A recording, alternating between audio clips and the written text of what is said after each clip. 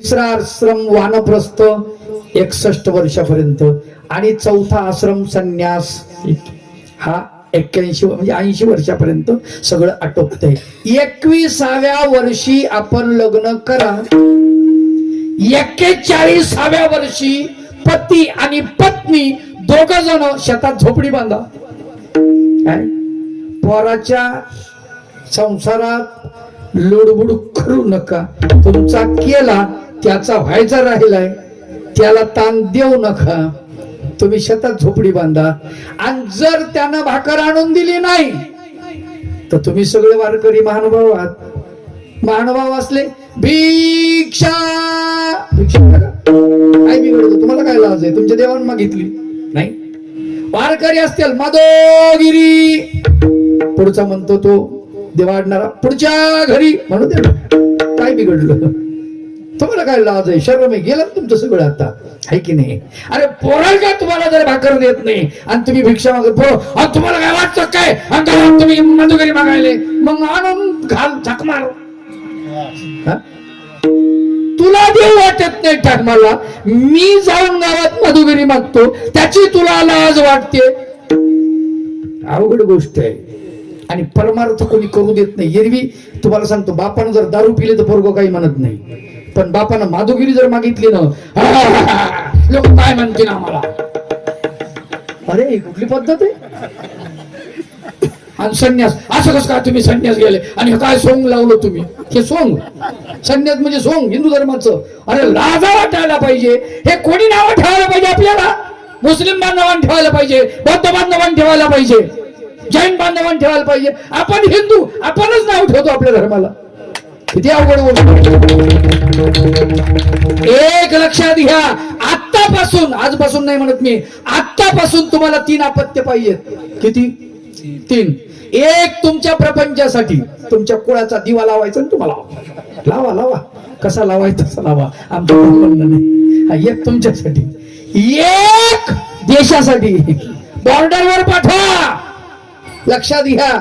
ज्या माऊलीनं आपला पोटचा गोळा तिथं मासाचा गोळा बॉर्डरवर पाठवला आणि ते जर मेलं ना आपण म्हणतो याची समाधी बांधू, याचा पुतळा उभा करू. तो पोरग पाठवलं एक. लाज वाटते का तुला?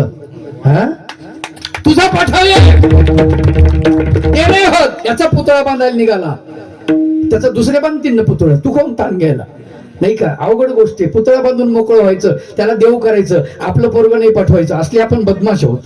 हा लक्षात घ्या. फार महत्वाची गोष्ट आहे. आपल्या देशाचं रक्षण कोण करणार? आपल्यालाच करावं लागणार आहे. म्हणून एक पुत्र किंवा कन्या बॉर्डरवर पाठवा. सैनिकामध्ये एक मुलगा तुमच्यासाठी, त्याच्यावर सर्व संस्कार हिंदू धर्माचे सगळे संस्कार त्याच्यावर झाले पाहिजेत. महानुभाव असेल तर महानुभावांचे, वारकरी असेल तर वारकऱ्यांचे.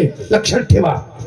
आणि एक पोरगा त्याला मृदंगाचार्य बनवा, नाही तर गायनाचार्य बनवा, नाही तर कीर्तनकार बनवा. सोडा ना सांड्या द्या सोडून. नाही लग्न झालं तर नका होऊ देऊ. अरे लोक महाराज म्हणून पाय तरी पडतील. त्याचं आपल्या पंथाचा तरी आपल्या धर्माचा तरी हे होईल, उद्धार होईल. होऊ द्या ना. काय बिघडतं त्याला? हा. आणि या वारकरी संप्रदायात मी पाहिलं कितीतरी पोर आहेत. तुम्हाला सांगतो, अरे भाग्याचे आहेत तुम्ही. तुमच्या पोराला दारू नाही पिली, मृदंग वाजवतोय. तुमचा पोरगा बिड्या फुकत नाही, गायन करतोय. चांगली गोष्ट आहे ना, भाग्याची गोष्ट आहे ना. गोपाला गोपाला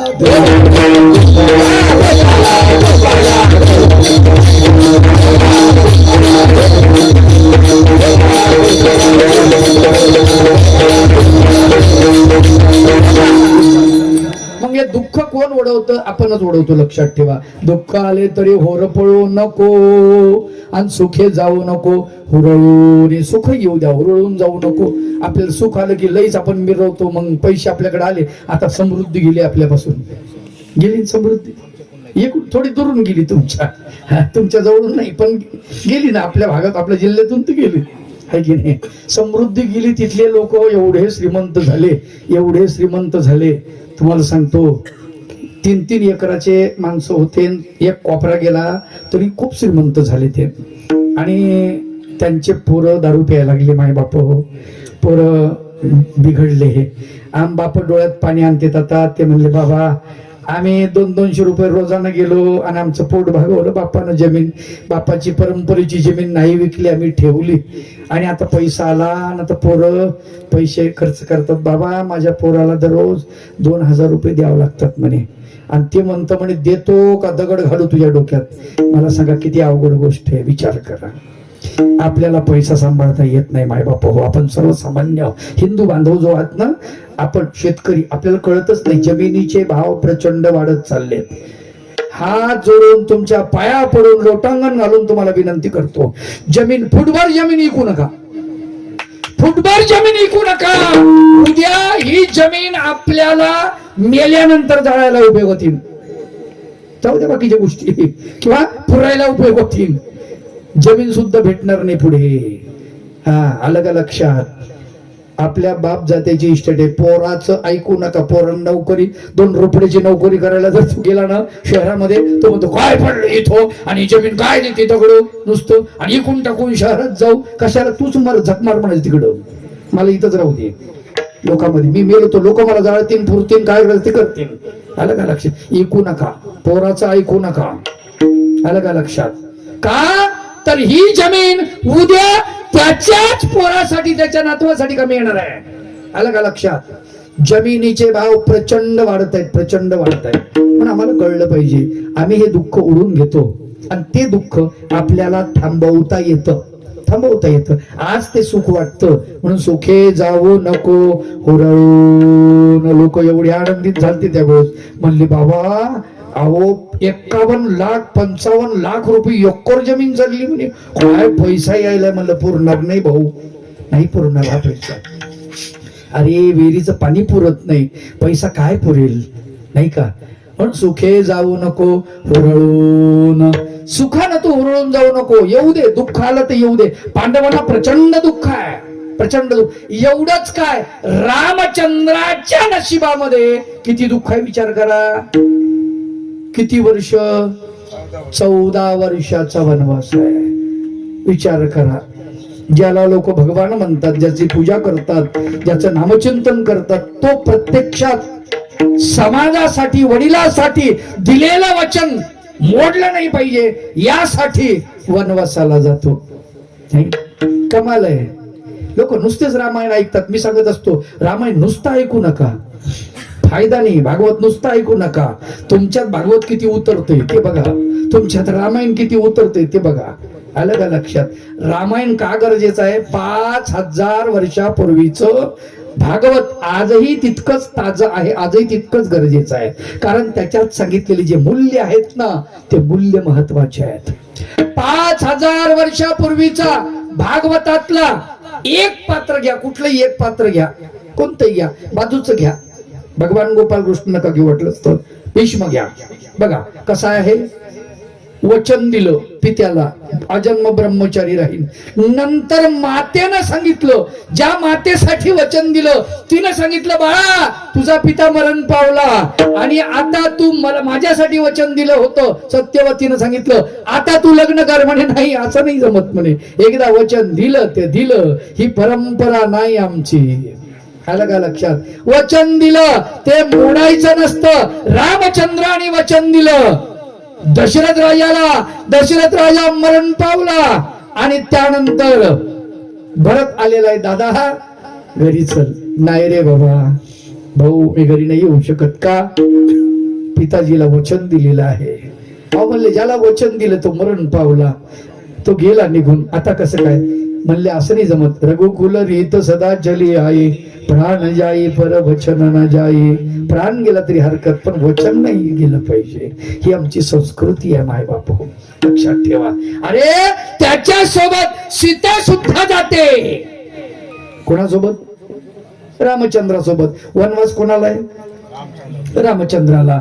असं म्हटलंय का का सोबत सीता सुद्धा गेली पाहिजे अशी आट आहे का?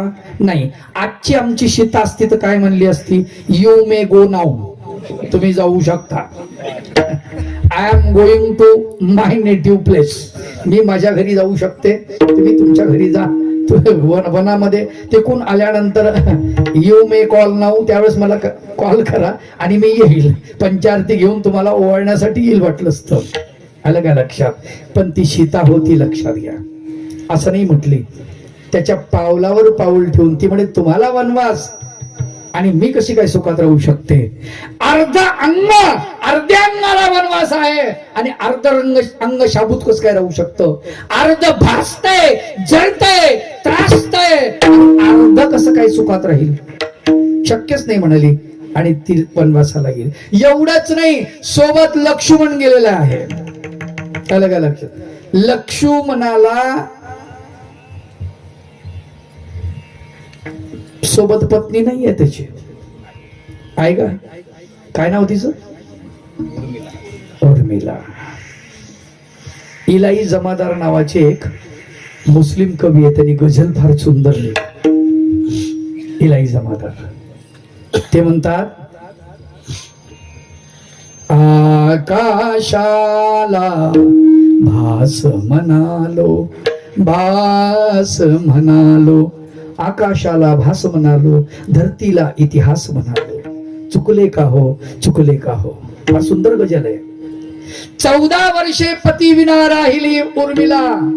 काय म्हणतात ते? 14 वर्षे पती विना राहिली उर्मिला, हाच खरा वनवास म्हणालो, चुकले का हो, चुकले का हो. चुकलंय का माझं? मला सांगा. खरा वनवास तर हाय, घरी राहून तिला. तिथे तरी रामचंद्राला, सीतेला रामचंद्राचं दर्शन तरी होते आहे, समोरासमोर तरी आहे, बोलू सुद्धा शकते, काही दुःख असेल आपलं सांगू शकते अंतकरणातलं. उर्मिलेला जे दुःख आहे ते सांगायला कोणीच नाहीये ना तिथे. हाच खरा वनवास आहे. जन्मठेप आत्म्याला कुणी दिली इलाही. हा मनुष्य देह म्हणजे जन्मठेप आहे. जन्मठेप आत्म्याला कुणी दिली इलाही, कुणीस कारावास म्हणालो. हा कारावास आहे. काय आहे? शिक्षा आहे. कुणीस कारावास म्हणालो, चुकले का हो, चुकले का हो. धरतीला इतिहास म्हणालो, आकाशाला भास म्हणालो, चुकले का हो, चुकले का हो. ही संस्कृती आहे आमची मायबाप. आणि म्हणून रामचंद्र जेव्हा वनवासाला जातात, सीता वनवासाला जाते, लक्ष्मण वनवासाला गेले. 14 वर्ष पती विना, पतिव्रता ती घरी राहिलेली आहे. ही आमची संस्कृती आहे. म्हणून 9 लाख वर्षानंतर त्या उर्मिलेचं नाव घेतो आपण. आपली कोण जाऊ आहे का ती? आपली नणंद आहे का, भाऊज आहे का, कोण आहे, बहीण आहे, कोणीच नाही, तरी तिचं नाव घेतो. आदरानं घेतो. का? कारण तो त्याग त्याच्या पाठीमागा आहे. म्हणून लक्षात घ्या, आम्हाला त्याची गरज आहे. रामायणामधल्या त्या पात्राचं जे मूल्य आहे ना, ते मूल्य महत्वाचं आहे. आलं का लक्षात? भाऊ म्हणून ते मूल्य किती महत्वाचं आहे. भरत जेव्हा राज्य मला नकोय म्हणतो, रामचंद्राला म्हणतो नाही पाहिजे मला, हे राज्य तुमचं आहे, तुम्ही सांभाळा. आणि शेवटी ते म्हणतात असं नाही जमत रे, मग तुमच्या पादुका द्या. आणि त्या पादुका सिंहासनावर ठेवून तो 14 वर्ष ते राज्य चालवतो. विचार करा, आपल्या भारतातल्या भावाला हे शिकण्याची गरज आहे की नाही? नुसतं रामायण ऐकायचं. कुठे गेलते रामायण ऐकायला? आणि कोण कोण आलतं? काय तुमचे शेजारचे ते नाही, त्यांचं आमचं जमत नाही, आमचं वैर आहे. काऊन? चुलत्याचं तुमचं जमत अजिबात जमत नाही. अरे भल्या माणसं रामायण ऐकतो का झक मारायला? मग नाही. विचार करा, रामायणामध्ये बंधुप्रेम दाखवलेलं ते तुला कळत नाही आणि तू वैर करतोस भावासोबत. काय उपयोग आहे तुझा रे? नाही, हे मूल्य आम्हाला शिकायला पाहिजे माय बापू. म्हणून त्याची गरज आहे. 5000 वर्षापूर्वीचा विदुर नावाचं पात्र महाभारतातलं, त्या पात्राकडे जर विचार केला तर कसा आहे? एकच धोतर आहे, एकच शर्ट आहे त्याच्याकडे. ते धोतर हे फाटकच आहे. तो घरी येतो, ज्यावेळेस भगवंत विदुराच्या घरी जातात तेव्हा त्याचं दारिद्र्य उघडं पडतं. काय म्हणले? बसायला काय? तुटकी बाज, फाटकी वाकळ भगवंताला दिली. खायला म्हणले कन्या, त्या बी पातळ. अवघड आहे की नाही?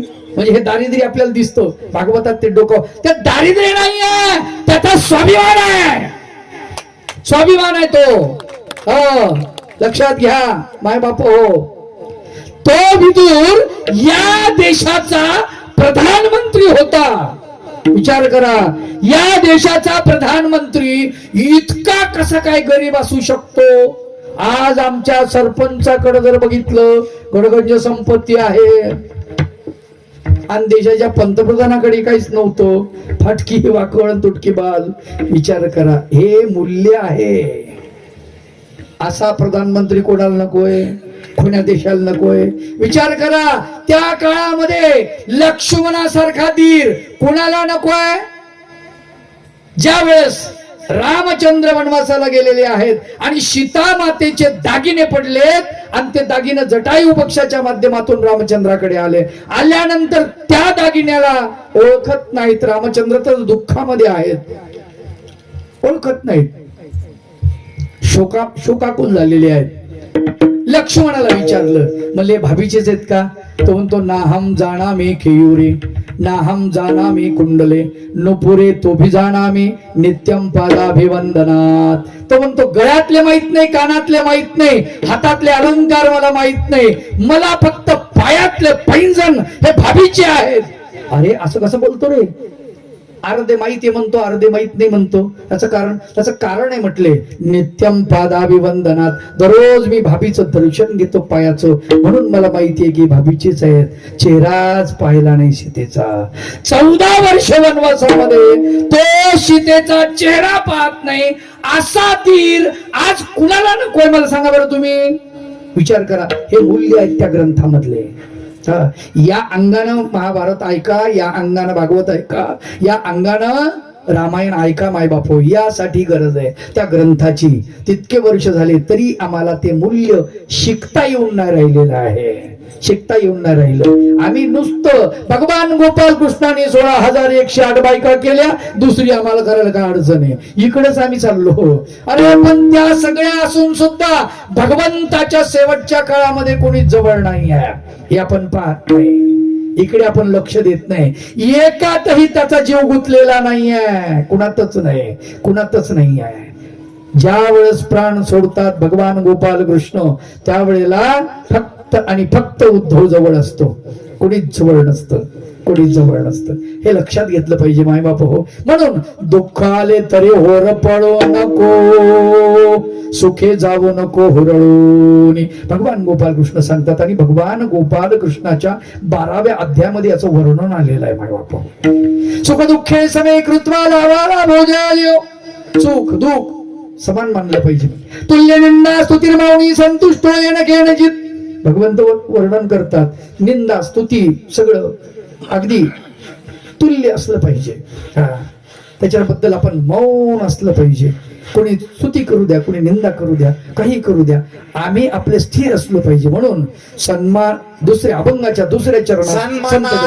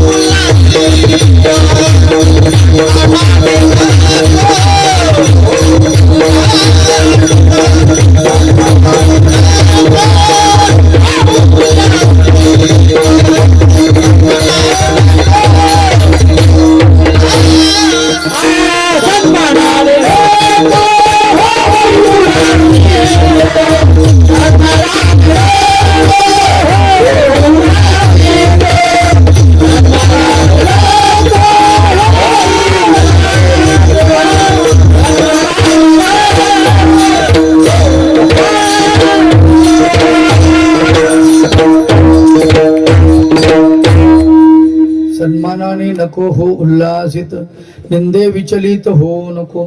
बरोबर स्वर लावून दादा? बरोबर थोडस जास्त झालं ना? हा थोडस कमी करा तुला, कारण ते हा थोडं मला वाटायला लागलं.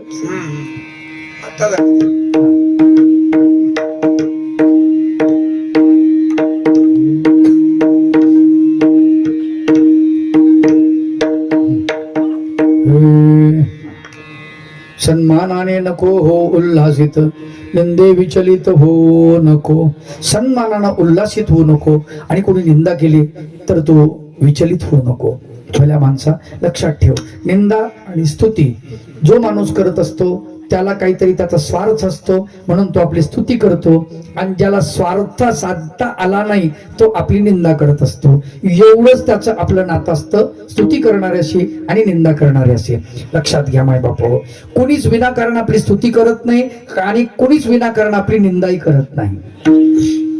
लक्षात घ्या, आपल्याला आपल्या जीवनामध्ये जेही स्तुती करतात ते सगळे काहीतरी आपल्याकडून स्वार्थ त्यांना साधवायचा असतो, म्हणूनच आपली स्तुती करतात.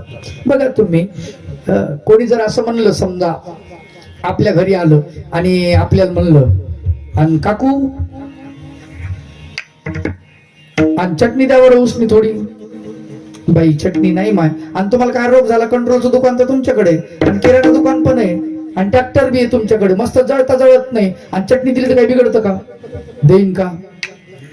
अजिबात देणार नाही, अजिबात देणार, असून बी देणार नाही.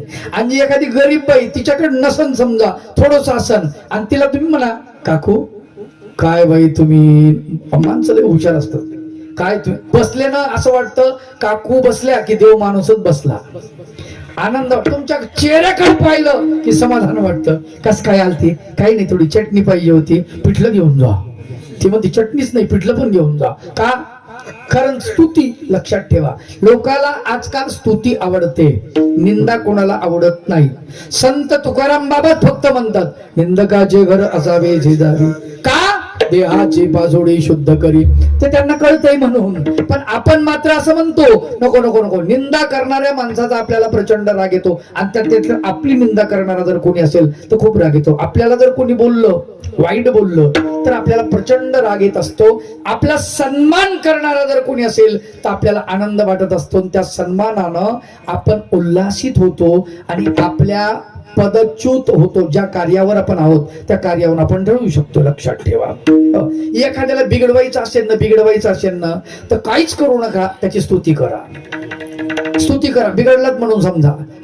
कळमकर बाबासारखा कीर्तनकार नाही असं म्हणा नुसतं, दुसऱ्या वेळेस म्हणतो 50,000 सुपारी. बिघडलाच बाबा. लक्षात घ्या, त्याचं कारण असते का? स्तुती. गेला वर चढला हवाळामध्ये. एक लक्षात घ्या की माणसाच्या जीवनामध्ये स्तुती त्याला घातक आहे. खरं पाहिलं तर त्याला एखाद्याला पाडायचं असेल तर त्याची प्रचंड स्तुती करा, पडलात म्हणून समजा. आणि जर एखाद्याला वर न्यायचं असेल तर त्याची निंदा करा. तुम्हाला काय जमतंय? तुमच्या जण काय होतंय? तुम्हाला काय जमतंय?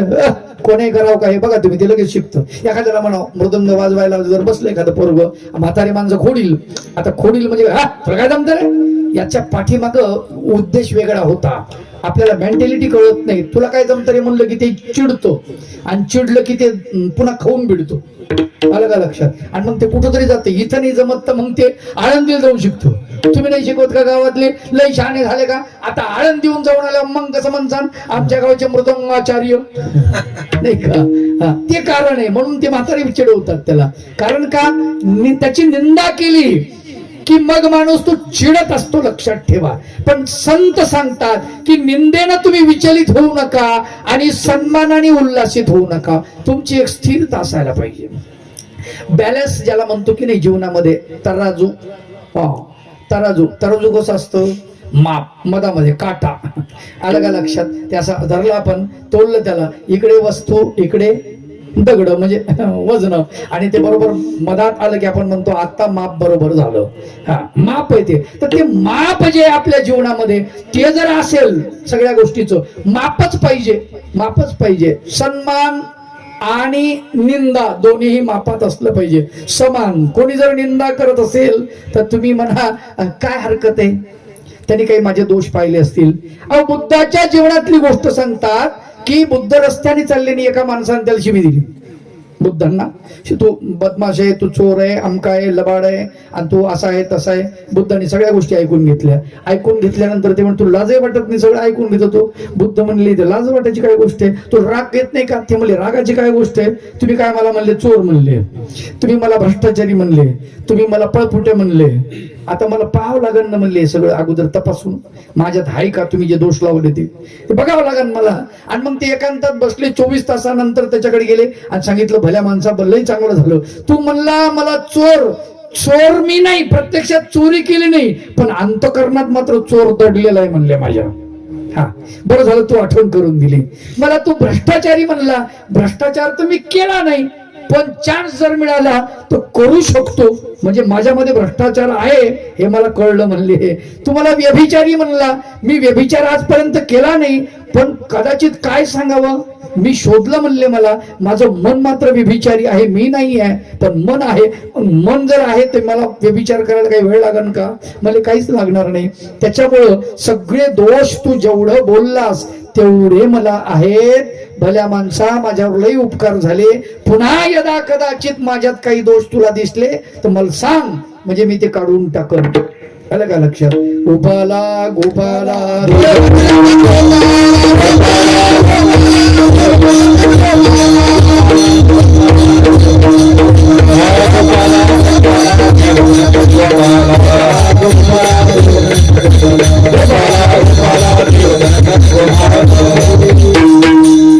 आमच्या जीवनामध्ये आम्हाला कोणी स्तुती केली, कोणी निंदा केली, अक्षरच येतो, दुसरं काहीच नाही. बघा, भजन आणि शिव्या यात काय फरक आहे मला सांगा बरं तुम्ही. भजनात मध्ये तितकेच अक्षर आहेत, 52 अक्षर आहेत, आणि शिव्यामध्ये तितकेच अक्षर आहेत. अक्षरांची आदला बदल केली की शिव्या बनतात, अक्षरांची आदला बदल केली की भजन बनवू शकतो. तिथेच आहे, म्हणून त्याच्यात काही एवढं विशेष नाही आहे. म्हणून सन्मानाने नको हो उल्हासित, निंदे विचलित हो नको. भल्या माणसा निंदेने विचलित होऊ नको, सन्मानाने उल्हासित होऊ नको. कसं वागलं पाहिजे?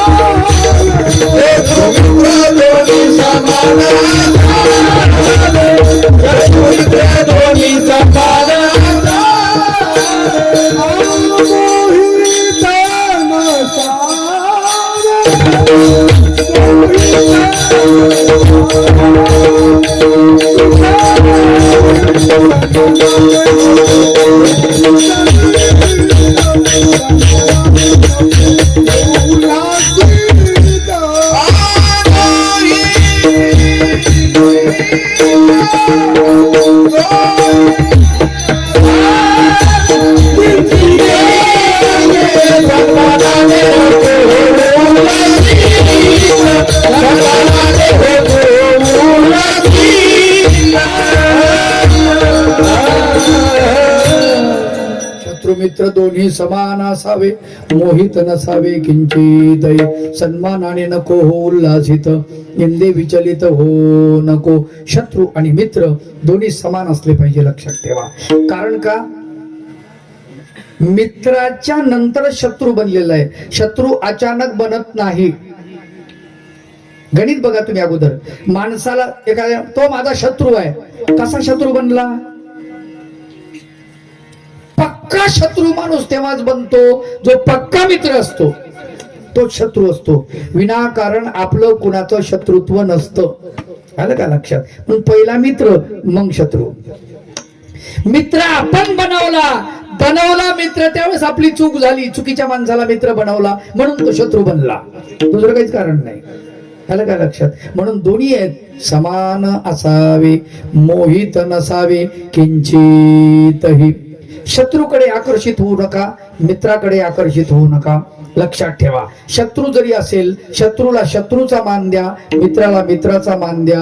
दोन्ही गोष्ट समान असला पाहिजे. भगवान गोपाल कृष्णाच्या सानिध्यामध्ये दोघेही गेलेले आहेत. एक भगवंताचा मित्र बनून गेलेला आहे ज्याचं नाव अर्जुन, एक भगवंताचा शत्रू बनून गेलेला आहे त्याचं नाव दुर्योधन. दोघे जण गेले बघा. आता पहा, गंमत मोठी असते. दुर्योधन अहंकाराचं प्रतीक आहे बरं का. दुर्योधन अहंकाराचं प्रतीक आहे. म्हणून दुर्योधन गेला आणि कुठं बसला? भगवंताच्या उशाकडे बसला. बरोबर आहे. भागवत तुम्हाला माहिती आहे, महाभारत माहिती आहे. अर्जुन गेला, कुठं बसला? पायथ्याला. हे कशाचं लक्षण आहे? सेवकत्वाचं लक्षण आहे, मित्रत्वाचं लक्षण आहे. आलं का लक्षात? त्याला मोठेपण द्यायचं, दासत्वाचं लक्षण आहे. म्हणून पायथ्याकडे बसला. बघा, अहंकार कुठं बसतो? डोक्यावरती. आणि प्रेम कुठं विसावतं?